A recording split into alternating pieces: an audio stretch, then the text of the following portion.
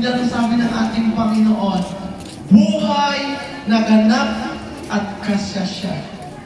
Alam niyo po, pananampalataya lamang sa ating Panginoong Jesucristo. Amen? Sa John 14:6, sabi doon, ako ang daan at ang katotohanan. Walang sino man makaparoon sa Ama, kundi sa pamamagitan ko. Acts 4:12, ano po ang sinasabi? Kay Jesucristo lamang natin matatagpuan ang tunay na kaligtasan, sapagkat sa silong ng langit, walang ibang pangalan ang ibinigay ang Diyos sa ikaliligtas na tao.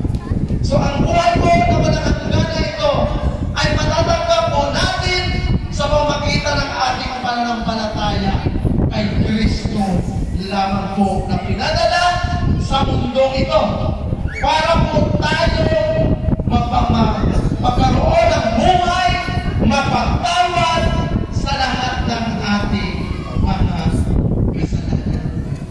As 1 John 4:10, ano po sabi doon? Pasensya na kayo, yung aking PowerPoint, hindi natin makikita. No? Sayang. No? Sabi po doon, inihayag ng Diyos ang kanyang pag-ibig sa atin. Tigno, ang ginawa ng ating Panginoon, hindi po wala na.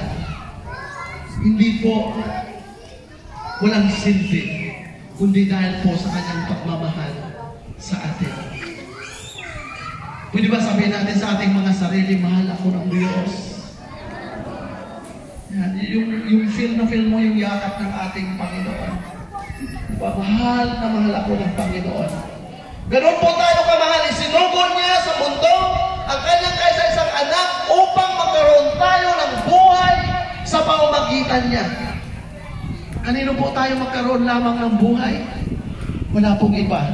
Hindi po sa religion, hindi po sa anumang sikta po natin na sinasamahan, kundi tanging sa Panginoong Jesucristo lamang. Amen?